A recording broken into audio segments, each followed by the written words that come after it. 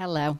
I'm Nicole Liedke. I'm a pharmacist in the state of Connecticut, and I work at Compassionate Care Center in Bethel as the dispensary facility manager dispensing medical marijuana. What's your name? Outstanding. Welcome to Bobby Pickles Podcast. Bobby Pickles Podcast. He always says, "That's me." With a look on his face, he'll talk about anything. Outstanding. Tattoos, t-shirts, politics, history, and hot sauce on everything. Bobby Pickles. Pop culture, documentaries, conspiracy theories, sarcasm, and beer. It's a conversation. Start listening, cause we're all here. Bobby Pickles Podcast. That's me.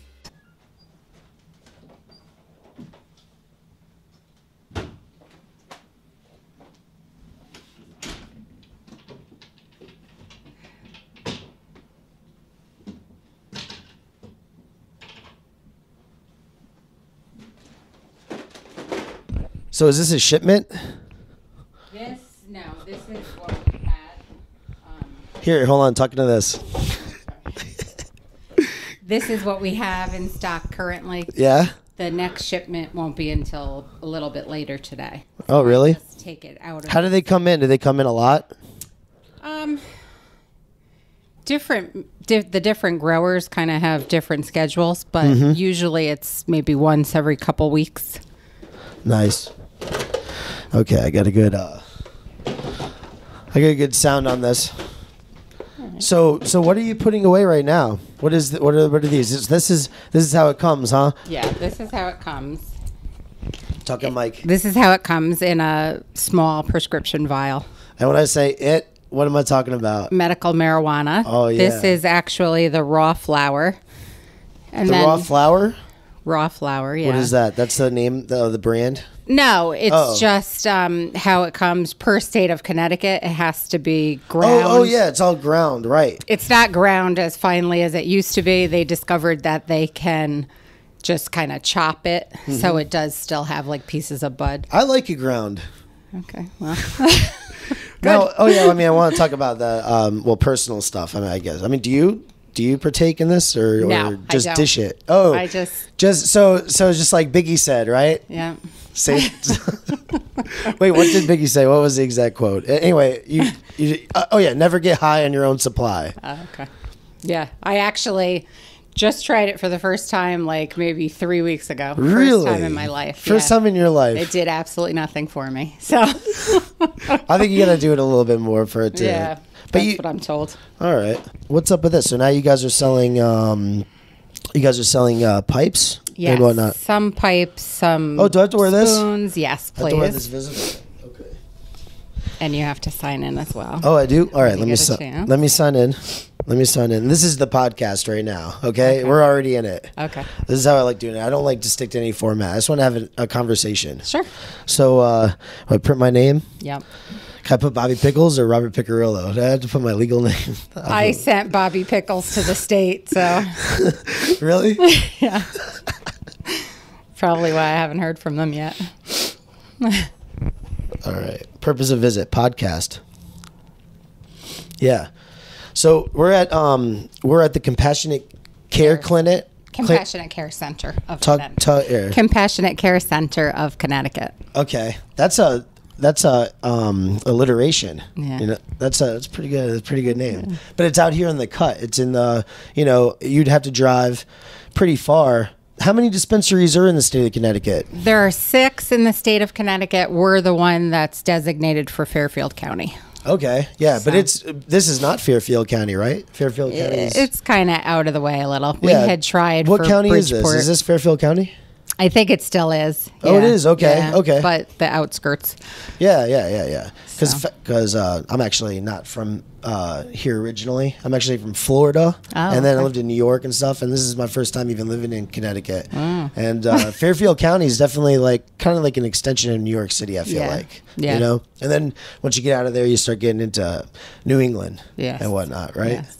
But anyway, we're here at the dispensary, and I'm talking to an actual pharmacist. You were schooled in the traditional forms of pharmacy, right? I went to Not just, University of Connecticut School of Pharmacy, and I worked for CVS for 20 years. You did? Yeah. Wow. Yeah. Different CVSs. And so, like, you're almost like a doctor, right? I wouldn't go that far, but I had 6 years of school. Yes. 6 years of school. Yeah. No, it's like it is. Yeah. And I mean, listen, how do you feel about? I know you just started using, or you just tried it for the first time. I just tried it. Yeah. But traditional pharmaceuticals, like, what are your thoughts on that? This versus traditional pharmaceuticals. Definitely the end of my time at CVS, I was literally dispensing, like, I would say 1 out of every 3 prescription was for opiates. Mm-hmm. It's ridiculous. It's way overused. The doctors just keep handing out the scripts to keep them coming to these pain clinics. And they're horrible for you. They could kill every organ in your body. Mm-hmm. So we have a lot of patients here that are actually trying to get off of the opiates. Oh my God, this is exactly what I was talking about with my buddy Piazza. He does a podcast too. Okay. Sometimes he lives in Boston. Mm-hmm. And actually, that idiot has a medical marijuana card. And I don't even know because I don't know what he did. He doesn't look disabled in any way, but I guess mentally maybe a little bit. Yeah. But he was on opiates. Very bad. Yeah. And he wanted me to specifically ask you about that, do you think that this could be some kind of form of a way to get people off of the opiates actually to smoke marijuana? Definitely. We have several patients that even if they can't get off it entirely, they do bring their opiate doses way, way down. Yeah. And it's kind of nice to have, I think, to have a pharmacist here because a lot of the doctors don't want them to be using the medical marijuana. I don't know if it's just because then they won't need them. Mm-hmm. But so they tell them, we have a couple patients that have been told if their urine comes back dirty for marijuana, that they can no longer be a patient at those pain clinics. So the doctors aren't willing to help them wean off of the opiates to use the medical marijuana, but that's where, like, my skills as a pharmacist, I could actually help them to wean off.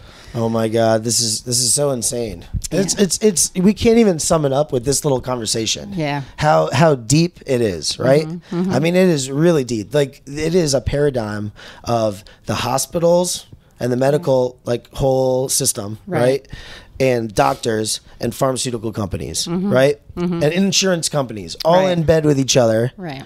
And synergy, right? Mm-hmm. But and being from Florida originally, I know exactly all about it. Like, you ever seen the Oxycontin Express? Have you seen the documentary? No. It's crazy. It's all about how 90% or 85% of the opiates written in the country, and it might have changed since this came out because it was a couple years ago. It was like 4 years ago, but this was the exact stat.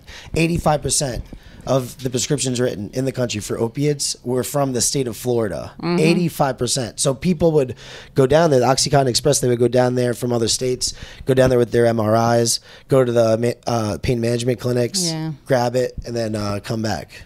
And then our governor, Rick Scott, is a scumbag who had like a Medicaid, Medicare scam, kind of a slew of all these different pain management clinics, and that's how he made all his money. Oh God! And he just won re-election. Great. And they lost we lost on the pot. The marijuana. 56%. Yeah.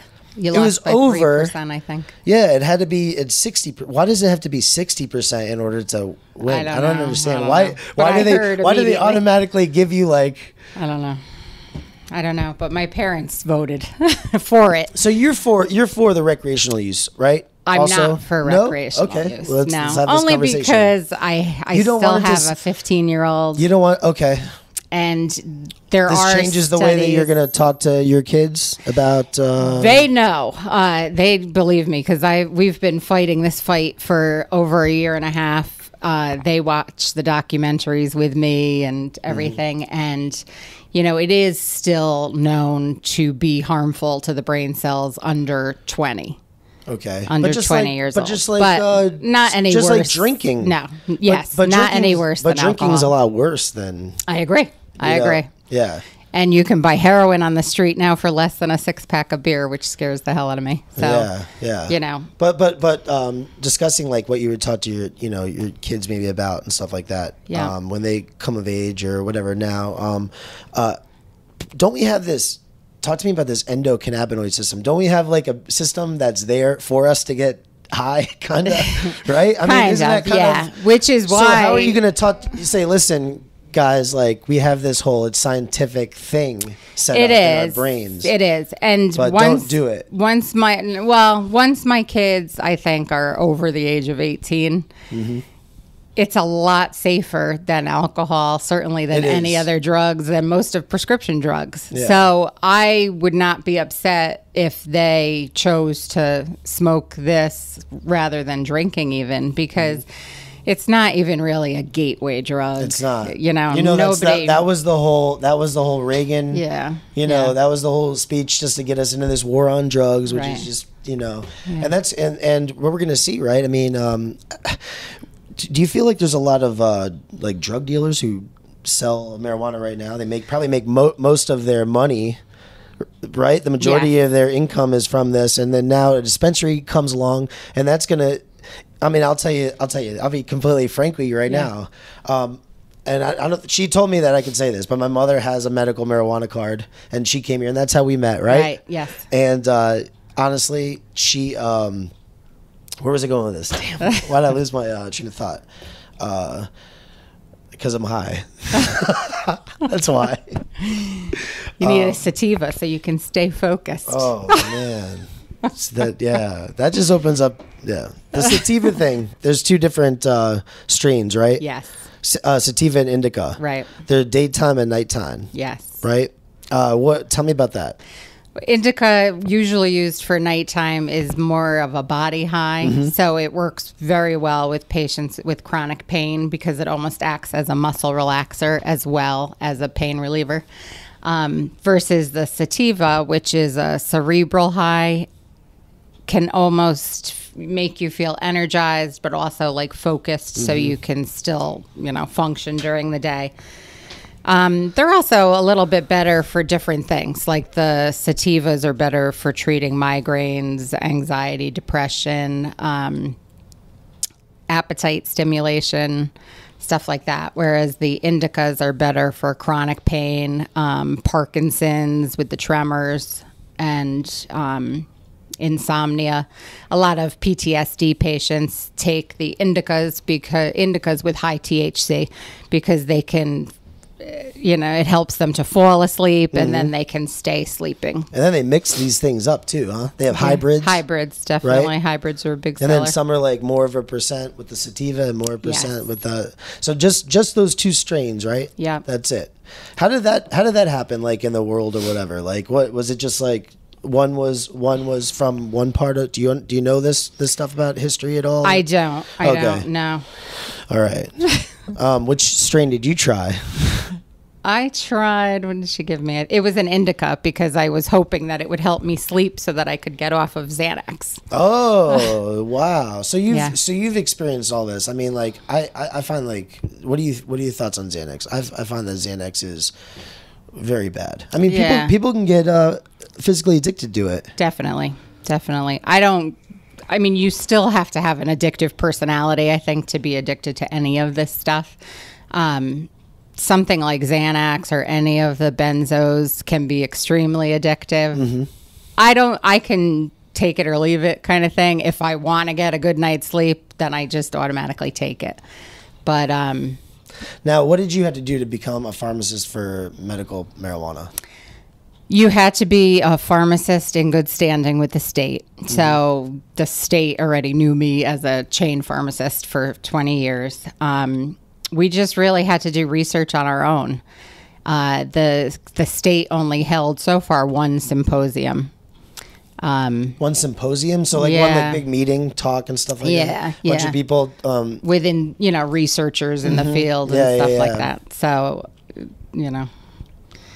wasn't quite enough, but I read lots of books. We have books, and the two owners of this dispensary spent a lot of time in California doing seminars and stuff like that. Well, it's interesting that they only give you one symposium talk on it. I mean, it's a lot of doctors that I find, which is really, I think this is horrible. But in the curriculum at medical school, they don't even have anything on addiction. Yeah. They don't cover anything on addiction. Could you believe that? Yeah. That's and they one doctor told me that they maybe have one talk, and he thought that he missed it because he was hungover. Nice. From the night before. And then these guys go and they prescribe OxyContin to people. Yeah. You know? I have a patient now that's on one of the things she's on is OxyContin 80 milligrams 6 times a day. Oh my God. For what? For pain, chronic For pain. pain. She's had fusions in her spine and stuff like that. But OxyContin is an extended release medication. It's supposed to be used twice a day with like the regular immediate release oxycodone being used in between for breakthrough pain. So what we try to do is even keep someone like her, we try to get her down to like twice a day with the high dose OxyContin, and then use marijuana for breakthrough pain throughout the day until she's comfortable enough to just go off. God, she has a long road ahead. A long road. Yeah. Because like, what about methadone clinics and stuff? What are your thoughts on that? I think it's just a crutch. The whole Suboxone, methadone, you're just transferring your addiction to something else. Yeah. You know, so. But are you doing that with this too? In a sense, yes, but it's a plant. It's not anything that's harmful. No one has ever died from marijuana. Yeah. It is in the Bible. Yeah. I mean, come on. Yeah. Can we just like, that's it? Yeah. That's it. That's all I get. Like, why is the government making it so difficult? Why do you think? I mean, I guess just because of the prisons. stigma. God, there's like so many facets to this. Yeah. Prison system, private prison system. You know about that stuff? It's crazy, right? Yeah. They build so many of these. Yeah. They got to have people in there. So, small little marijuana offenses. Everybody smokes. Yeah. Literally everybody smokes. Okay? Right? Teachers. I know teachers that smoke every single day. Yeah. If you see somebody who's drinking every day, you have a problem. But if somebody smokes every day, I mean, you kind of go, whatever. You know, I mean, I really don't look at it. I feel like they're getting up and taking their medicine. Before I got here, I smoked, and I'm conducting an interview with you. And I think that other than that one little mix-up, I think I'm conducting it properly. You are, whatever. yep. You know? Yeah. You're able to function. Yes. Definitely. And that's the biggest thing. My thing with the opiate stuff is because you get withdrawn and you become a scumbag, right? You really do. And you just like, it's so selfish, like opiate addiction. My brother was hooked on oxys for years. And by the grace of God, he's off now. Yeah. And I think that he's really off because we've had to go through a lot of stuff with my dad. You know, I was telling my dad's like has cancer. That's what brought us all here together in Connecticut because he's originally from here. My mom is too. But just like going through that whole thing, taking care of somebody is that right there. Doing that helps you to get off of stuff, you know? Yeah, because people really need to like.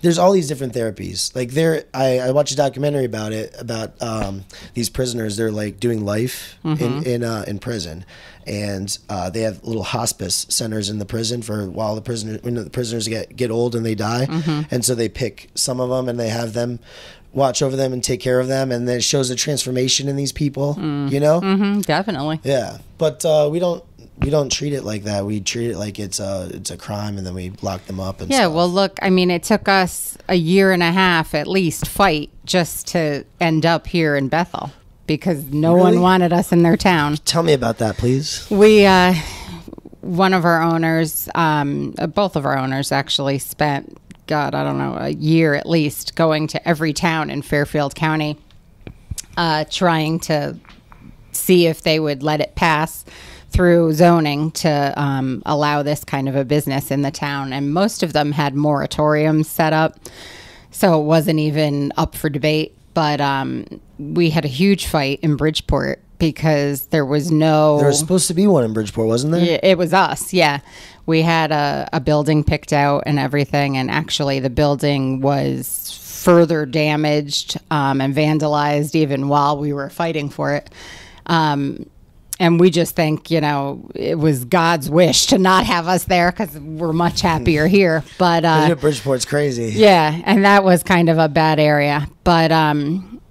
But they just didn't want us. We had everything, the I's dotted, T's crossed. There was no reason that we couldn't go in there. Yeah, that's a big city. Now this is a small town. Yeah. But so the small town people, though, actually allowed it. Yeah.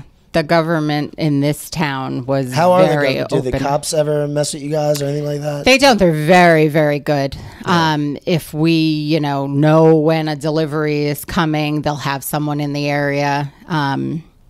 We obviously don't know a lot of the time. Are police officers allowed to get medical marijuana cards, or that instantly they're like done? They can't. Yeah, I don't think they can. There's certain people that aren't allowed to get it. Yeah. What do you have to do to get it? Because like I said, my idiot friend Piazza has it, right? Yep. He's like my age. He's not hobbling around. He doesn't have any major back injuries. We have a ton of patients your age. What is how is that? A lot of them are I'm veterans. not trying to tell you no. say what to say or anything like that. But what are some of the things? A lot of the younger people that we see are veterans back from Iraq and Afghanistan, and they have horrible PTSD. Mm-hmm. PTSD is one of the 11 conditions that allow you to get a card.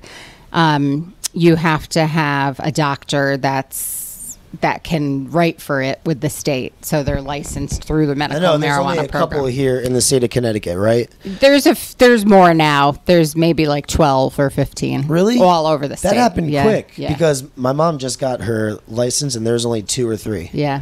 And that was it. Yeah. And that was like a month or 2 ago. Yeah. Well, some of the regular doctors are prescribing for their own patients. They won't take like outside patients. There's only a couple still that will do that.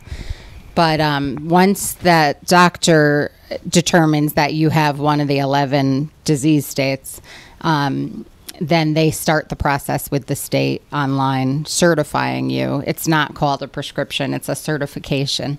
And when that's approved by the state with the condition and all the patient's paperwork that they have to send in, then they get a card that allows them for a year to get up to 2.5 ounces a month.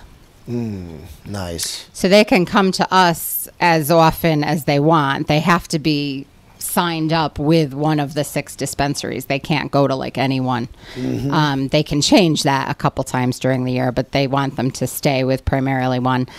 And then they can come as often as they want to see us until they get up to their limit of 2.5 ounces, which none of them ever What are really the other come What are close. the other things though? You said there's 11 things. 11 disease states. What are they? Yeah. Do you know? Yeah. Cancer, glaucoma, PTSD. We talked about wasting syndrome. What the heck is Which that? is the same. They classify wasting syndrome and cachexia as 2 different things, but it's really the same. Like you can't gain weight. You just keep losing, even if you're eating stuff like that. So those are 2 of them. HIV and AIDS is one. I'm missing like easy ones. Damage to the spinal cord with nervous tissue. My brother could get it. Yeah. If you want him to. Yeah. That's how he got on opiates. He got in a car accident and his back was horribly there's drills like in Yeah. like they take out tools and stuff like that and they go crazy in your back. Yeah. He went under surgery twice. Oh, and then the second time they tried to prescribe to him again, and I was in the hospital and the nurse came in with the prescription and I was like, are you serious? He has an opiate problem. You're giving him a prescription? And she said, sir, you're an adult and like you could leave right now or whatever. We don't have any in that system. There is no like your family's telling you. I don't want to get off on a tangent here, but what are some other ones? Wasting syndrome. MS, multiple sclerosis, Parkinson's disease. I do have a patient with ALS. Can I talk about one other part of because we talked. Everybody knows about THC, but not a lot of people want to talk about that. Not a lot of people know about CBD, Yeah, we mentioned the endocannabinoid system before, right? And so CBD is cannabidiol, which is actually the medical part of the plant. There's two things in this. There's THC, which gets you happy, right? Yeah. And then there's CBD, which is the medical part. Yeah. And that's in our brain. We have this system on there with receptors. Yes. And when you smoke it, if you consume it somehow, right? Because you can consume it not just smoking, right? Edibles, right? Edibles, there's other ways, tinctures, okay, yeah.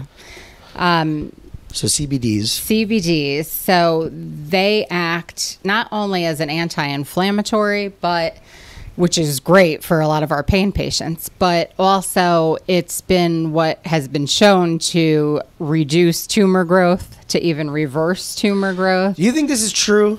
Is this true? Yes. Yeah? This is what we've studied. Yeah, because I've looked for a lot of these studies, and I've talked to a lot of people. Actually, I did a podcast with a guy named Ronnie Smith, Roland A. Doobie. That's his comedy name. Okay. And he goes on the circuit with like Tommy Chong and all these people and stuff. And he helped Jack Hare, who was like one of the big time marijuana guys back in the day. He wrote like a book about the history of marijuana and stuff. He helped him edit his book and stuff like that. But I was talking to him about, he had cancer and he was treating it with it, but he actually passed away for like 6 months ago.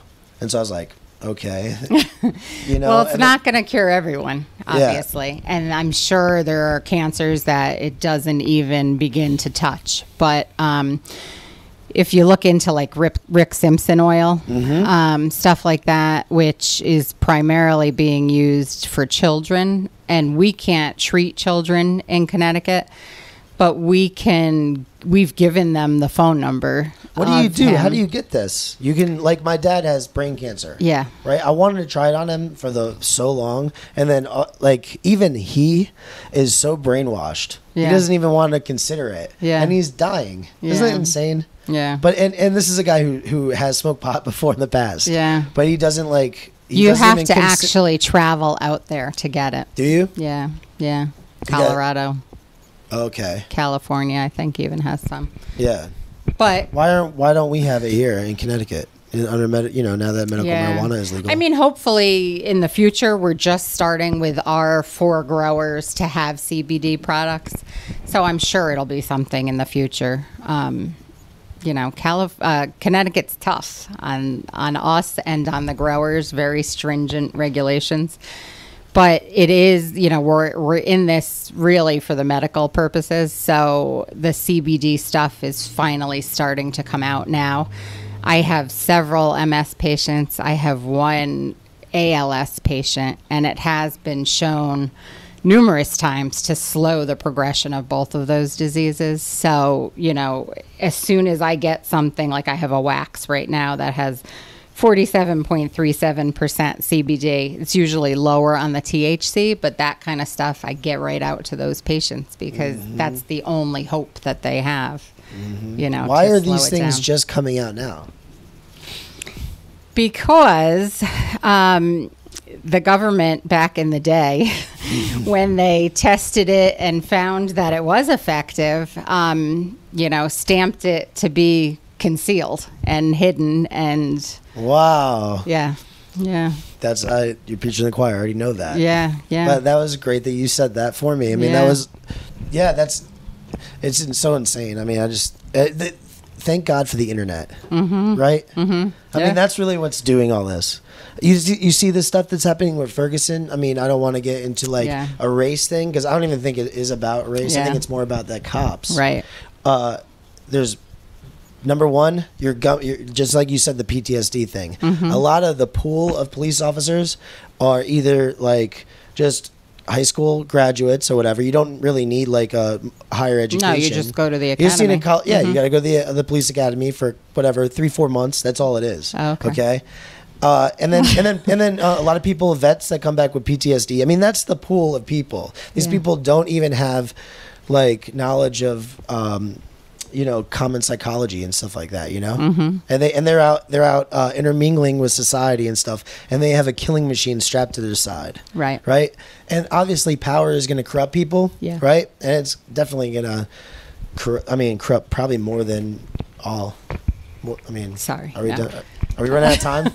We're close, but just because we're getting an order. No, we've done a lot here. How long have we talked?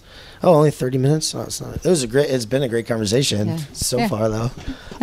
But yeah, I guess where was I? Now I lost my train of thought. Now the police. Yeah, police are scumbags, and a lot of them are. And because of GoPros and cell phone cameras, now it's being exposed. And thank God for the internet. But it's like everything else. All right, and marijuana now too.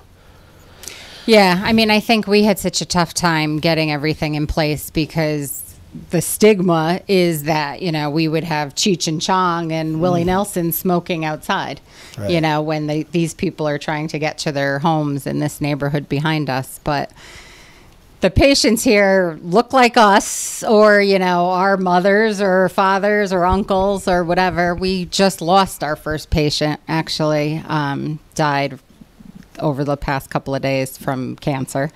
He was elderly, but so it's heartbreaking too what we see. But what's more heartbreaking, I think, is that this is out there and people don't even know about it. So and you said like your father who isn't even willing to try. It's just that whole that it's Yeah, it's just all the bullshit. It's going to take a little while. It's going to take the generations to start. People dying off, fortunately. I know. Are you getting a call? All right. I don't know what that is. So let's do this. I want to end on something here. What would you like to tell the people of the internet, of the world or whatever? Final thing. What would be like one final thing you'd like to share maybe? I think just that medically, at least, there shouldn't be a stigma. This has to be treated like any other medication out there. It's a hell of a lot safer than the opiates. But it's still a Schedule 1 drug. It is a Schedule 1 drug for Federally, now. Isn't that crazy? Yes. And that's what stopped all the research. Yeah. Because they weren't allowed to. Yeah. Right. So based on that. And now we're finding it out. We're finally able to help people. We have veterans PTSD that can't leave their house without smoking in the morning, and now they can function in society, get a job, and we're doing something for them when perhaps the government should have done more for them. And we have cancer patients, pain patients who are finally getting some relief. Yeah. And they don't have to buy it on the street. So these people need to look into move into a state where it's okay to, or get behind it in your state. Yes. And let's that's the thing. We just need more people behind it. It can't have that stigma or the government will never change. Right. So. Thank you for talking with me today. You're I really welcome. appreciate you allowing me to do this at the dispensary also. No problem. Fatbenzo.com, fatbenzo.com, fatbenzo.com, fatbenzo.com.